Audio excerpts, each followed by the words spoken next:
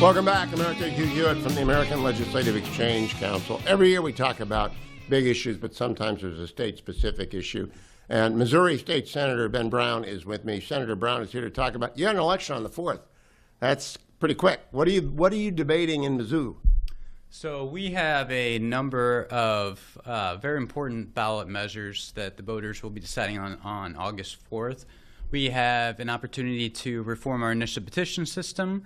And also, we have the opportunity to pass what is known as Amendment 5, which would really set the groundwork for us to permanently eliminate our state income tax.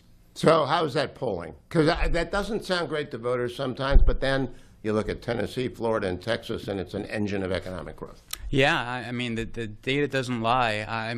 I've taken on this issue for a couple years, and I looked at growth metrics. I looked at the U-Haul Growth Index. They put out an annual report, and I just started plugging in income tax rates. And what really stood out to me is that 3 out of the top 5 fastest growing states, the ones having the most success, have an income tax rate of 0%.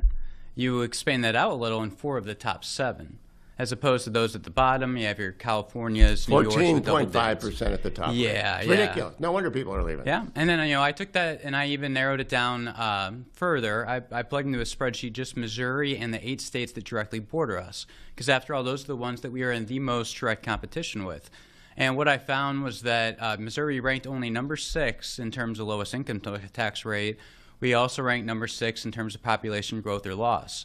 Every state that outperformed us had a lower income tax rate. Every single state that's lagging behind has a higher income tax rate.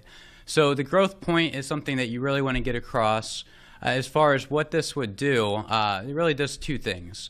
There's a mandate that the legislature must pass a statute that would continue these gradual revenue-driven triggers to reduce our income tax and eventually eliminate it. Right now, what we have in law is that it will go down to 4.5% and then that stops. This would mandate that we continue that down to 0. It also does have an optional provision. It gives the legislature the option, because if you're using only revenue triggers, we're looking at a very long process, let's be honest. It gives us the option if we want to expand the sales tax base in order to expedite that process. So how does Measure 5 get on the ballot? Did it come out of the legislature or was it by petition? So yeah, this was passed in the legislature. And with a lot of support or a little support? Did it take arm twisting or was it, yeah, we got to do this to keep up? You know, in the Missouri legislature, we have a very robust filibuster. And so for a big issue like this, I think we got it through a little easier than even I anticipated. So how long does your filibuster run for? This session wasn't as bad, and I remember in 2025, I think it was, we had 2 record-breaking filibusters. Each went on for about 3 days. So you don't get a lot of sleep during those times. Who is opposed to making you competitive with, say, Tennessee and Arkansas? Arkansas is low, but it's not flat. Tennessee is 0.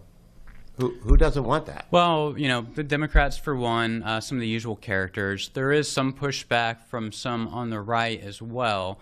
Anytime you're advancing any kind of reform that is just this complex, this complicated, people at home, they don't spend years studying this. And so there, do hear about some people have hesitation because of the possibility of expanding that sales tax base. As of right now, generally only products are taxed. There was a constitutional amendment passed 2015 that prohibited sales tax applying to services. My perspective, I was a business owner prior to serving in the Senate. I owned restaurants. And particularly in a restaurant, sales tax, as a business owner, you have to eat that. And I always wondered, why do people like myself, as a brick and mortar business that sell products, have to deal with sales tax, but yet another person owns a business down the road that produces service, they don't have to deal with sales tax. Like a HVAC or someone that's going to go in your home or mow your lawn or something. They don't exactly, pay it? Yeah. Hair salon, anything like that. That doesn't seem very fair. So did you sell your businesses when you went into the legislature? Not immediately. About a year in, I sold one. I tried to give myself the false impression that I'd be able to do both for a period of time. Didn't really work out. tried another one as a silent partner. It wasn't for me. It's something I couldn't really get comfortable with. I have to be more hands-on. So I'm very curious. I was just asking the ALEC chair what she did before. Why were you in the restaurant business? I got a good buddy, Glenn, who's been in the restaurant business forever. He's now up at Labor helping out with reforming restaurant rules because they're all messed up for labor. What got you in the restaurant business? So when I was in college, I went through this big entrepreneurial phase, and I would collect all these little black spiral notebooks, and at one point I had a couple of them filled up with just partially completed business plans for everything I could dream up, and just happened to have opportunity where a restaurant was available. I went and met with the broker, signed the NDA, and just to look over numbers to help with my business plan. But I recognized exactly what was broken in the business. Their costs were all out of line, some things that need to be changed. And I thought, I'm 28 years old at the time, so quite a bit younger. I thought, I could go and I could do this. And then just, once I get an idea in my head, I'm one of those people. I don't stop. I just keep grinding forward till I get there. Center of all the businesses in the world, I think that's the toughest niche.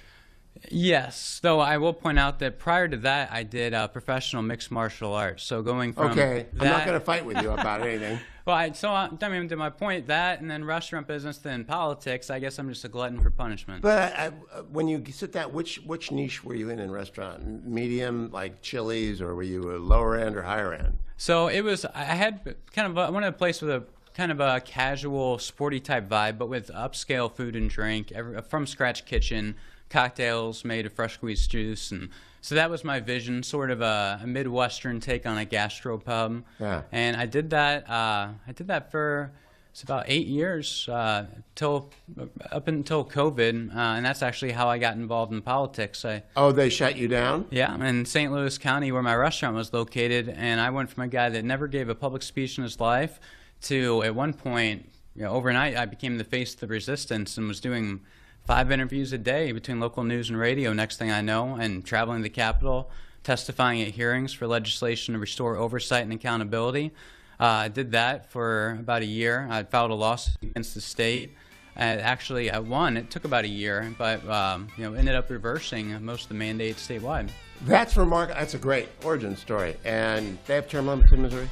They do. How many more years you got in the Senate? So I just finished my 4th year. Last year, my first term. I'm up for re-election for another 4 years right now. Senator Brown, I hope to see you at the next ALEC convention as a freshly minted winner and with your Measure 5 pass. Thank you for joining me. Senator Ben Brown from Missouri. Stay tuned, America. I'll be right back on the Hugh Hewitt Show from Orlando.